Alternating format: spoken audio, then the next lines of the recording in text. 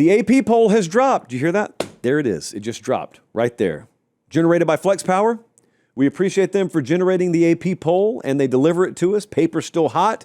Let's take a look at what we have, because we have some interesting occurrences, I would say, in the 24 and 25 positions, where USF has mysteriously re-entered the AP poll at number 25, and I approve.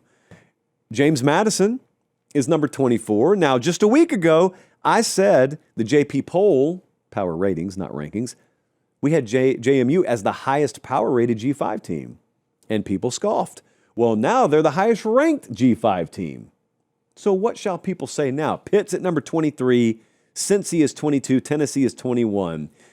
So I want you to look at who number 20 is there. Virginia is at number 20. Now, they did drop 8 spots.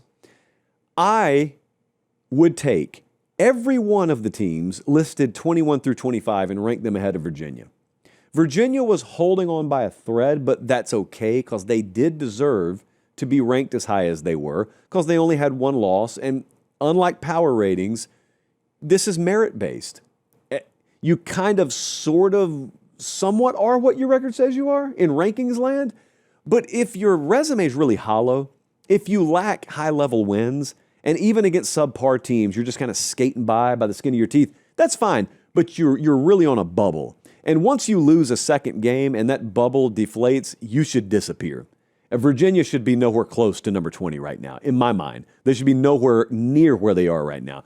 Louisville at 19, I got less of a problem with. They dropped 5 spots. I got less of a problem with it. Louisville faced a really good quarterback last night. Virginia did not. All due respect to Wake Forest, Virginia did not. So Louisville at 19, I just think Louisville's a better team, so that may be a little bias coming in. Michigan at 18, sneaky team right now.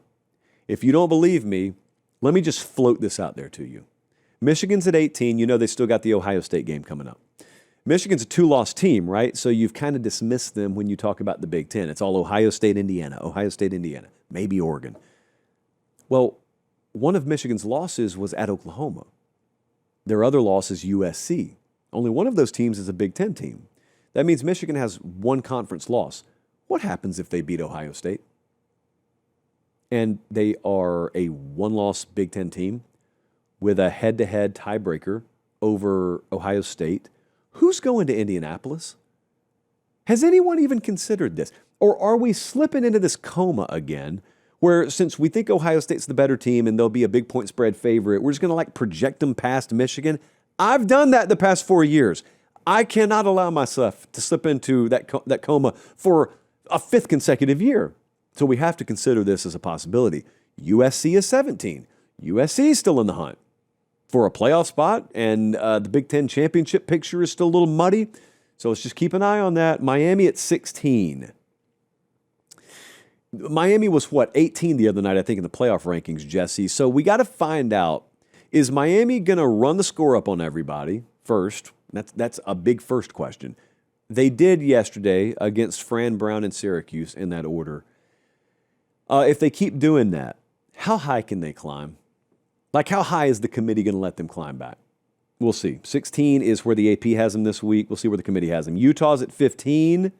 Very, very important to keep an eye on them for at-large perpi, plural of purpose. Utah's 3 remaining games, I believe, are Baylor and the 2 Kansas schools.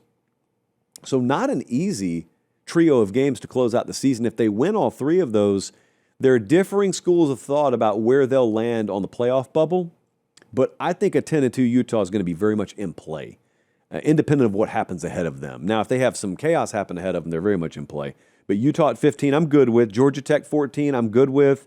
Vandy's at 13. They're such a quiet playoff contender. And remember, this is November now. This is November, so if you're going to run out of gas, now's the time. And they survived against Auburn last night. That's all that matters right now, because they've got quality enough wins where they just need to check the box every week. Check the box. Do it against Kentucky. Just check the box. It's more than Florida could do last night. And get to that final game at Neyland, which is, for them, a play-in game. Hey, wait just a second. I appreciate you guys watching. Most of you are subscribed. If you're not, please do so. It's free. It helps us keep the show free, and that's how we do college football year-round. All right, back to the video. Brigham Young is 12. I don't think they dropped far enough. Now, it's a running theory that I hate Brigham Young. I don't. I could not care less one way or the other. I have no natural opposition to Brigham Young.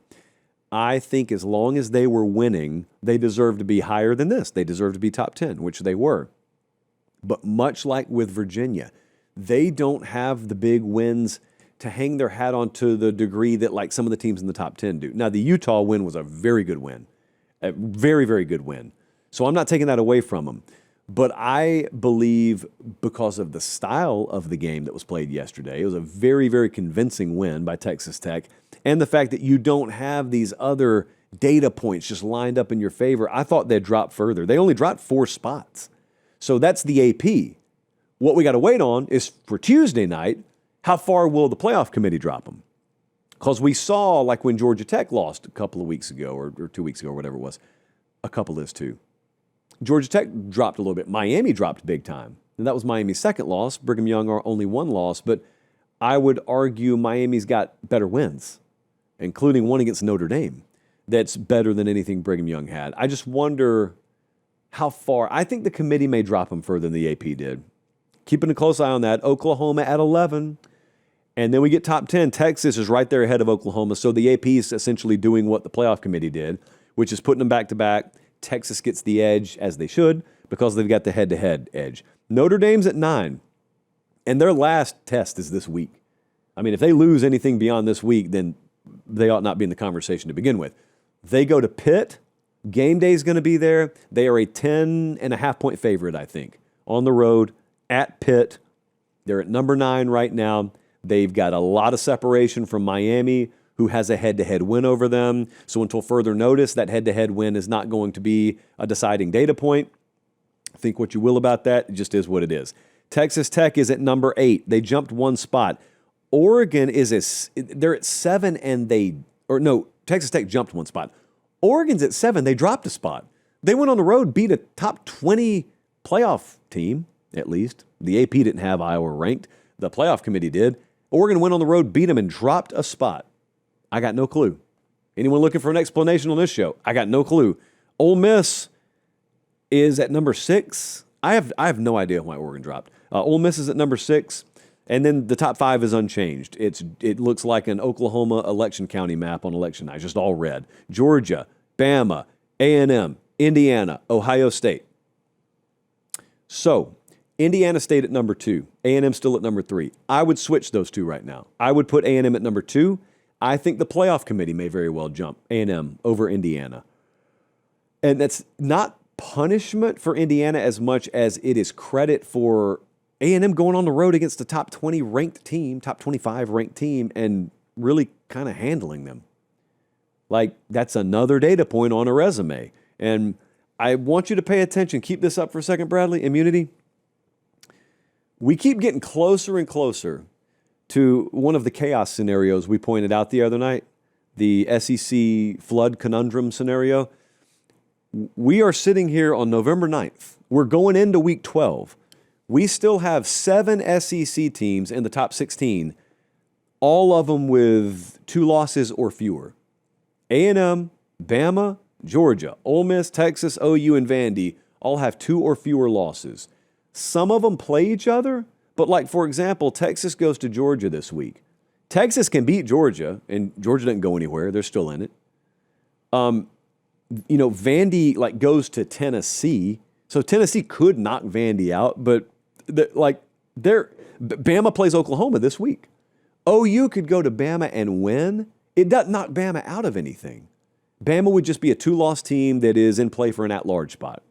But if Texas and OU were to go on the road and win this week, it'd be a huge story, first off. Secondly, the 4 combined teams in that scenario, all of them are still alive.